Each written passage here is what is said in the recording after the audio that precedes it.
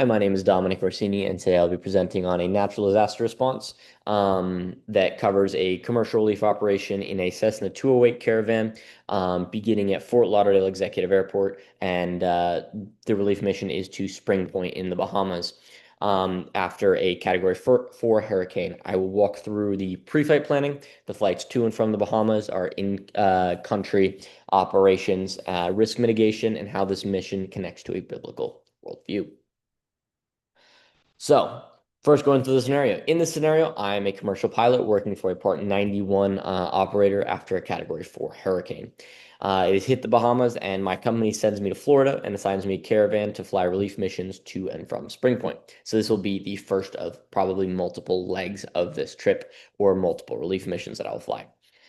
So my job is to, as a PIC, is to plan legal and safe flights to and from Fort Lauderdale to Spring Point, bearing in mind that Spring Point does not have any fuel available at the airport. So, what is my plan to get there? How am I going to get there? First things first, weather. In this scenario, we don't have any exact weather for either airport, so we would. This is just hypothetical of what I would do in this situation.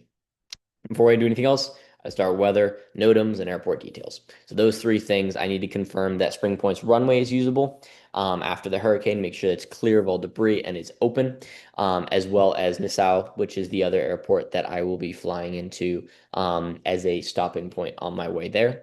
And as well as Fort Lauderdale Executive, obviously, are open and providing fuel and customs. Because it's an international flight, we'll file all the necessary manifests for both outbound and inbound legs, file IFR flight plans, and coordinate with customs and services at each leg. I will also use the PAVE checklist and I'm safe checklist to check hazardous attitudes, make sure there's no external pressures that are forcing me to do this flight. Next, what do I need as the pilot in order to fly this flight? As PIC, I need my passport, my pilot certificate with my English proficiency documentation, and my current medical. Because I'm crossing international borders and using the aircraft radios, I also need the FCC restricted telephone operator permit, as well as my own radar operator permit. And because I am carrying passengers and it is an instrument flight, I must be both instrument current and VFR current as well, just like I would be for any other Part 91 flight. So what are the documents do the passengers need? For the passengers, the basic requirement is that each person has a valid passport. When we arrive in the Bahamas, everyone's going to complete the Bahamas immigration card, that being the two people that I am taking along with me that I'm dropping off, or excuse me, the one person that I'm bringing along with me to drop off, and the two that I'm bringing on the way back. They will be cleared through U.S. Customs and be able to receive medical treatment in the U.S. or Nassau, depending on which one is preferred. Yeah, and in addition to that, I also need to make sure that they are, as they are injured, they must be stable and in a condition where they can be monitored throughout the flight or will be safe to travel. So, what are the aircraft requirements for this? The caravan needs to all its standard aero documents, your airworthiness registration, your POH, your radio operator's license, your weight and balance, all of these things. Because it's an international over water flight, excuse me, we will also need our safety equipment for that being your life rafts and your life jackets for each person because we're not within gliding distance of land. In addition to that, something we could bring as a precaution were life survival supplies if we were to make a ditching landing. What would we need in order to survive basically until rescue was able to be people were able to help and find us. So now on aircraft performance. The aircraft that we'll be flying, obviously, a Cessna Caravan 208. It has a max takeoff weight of around roughly 8,000 pounds and can hold up to 2,224 pounds of Jet A fuel.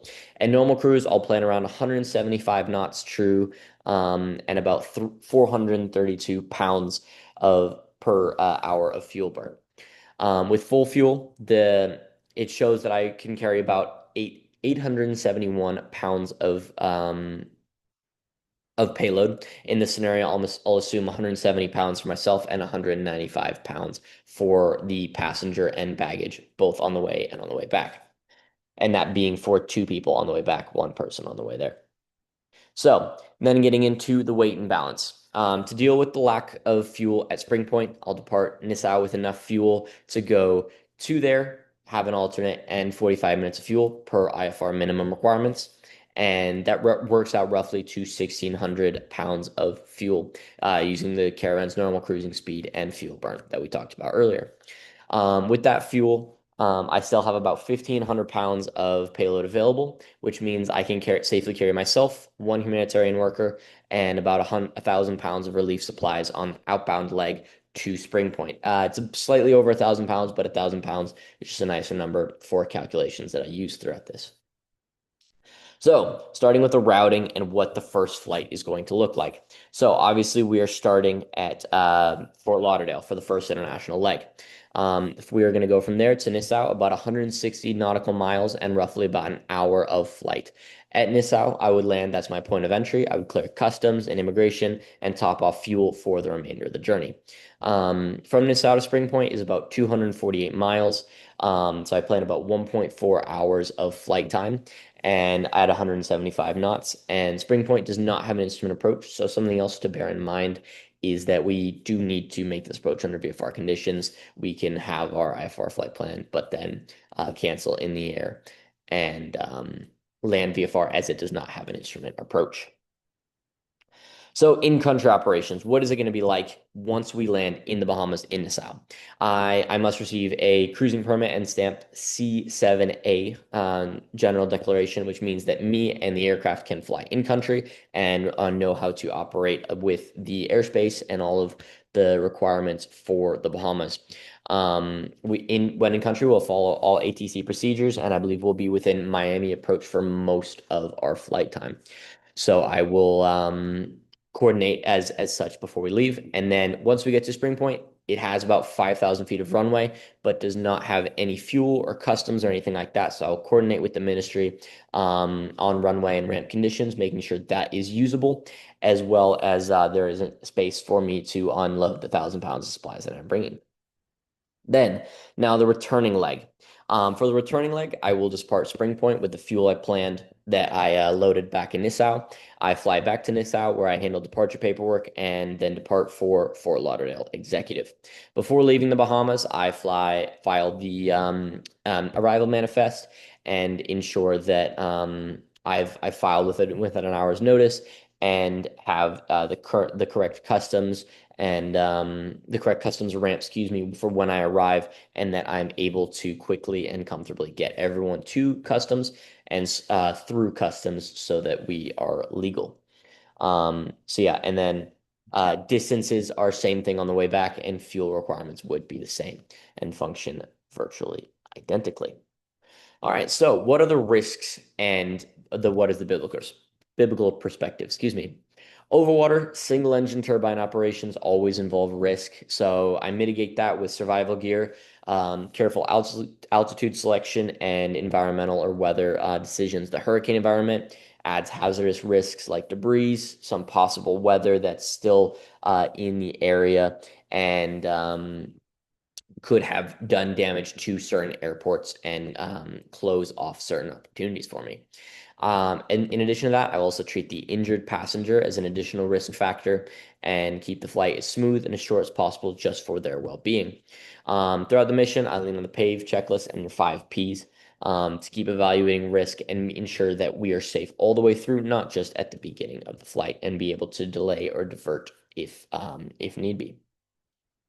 So just some biblical perspectives on this. We are loving our neighbor in practical ways through this flight being a humanitarian mission, providing aid at the same time serving for the least of these, someone who is in need at the time, and carrying another one of those burdens, literally in an airplane in this situation. So, in summary, This relief mission requires solid international planning, proper documentation, customs procedures, and a legal route using airports of entry into both countries. The lack of fuel at Spring Point pushes me to think carefully about fuel and payload, and other things that I might encounter, including that 1,000 pounds of supplies in the outbound leg. By applying risk management tools and a biblical worldview, I can use professional flying skills to safely support a community in need. All right, here are my references. I've been Dominic Orsini. Thank you very much for listening. Have a good night.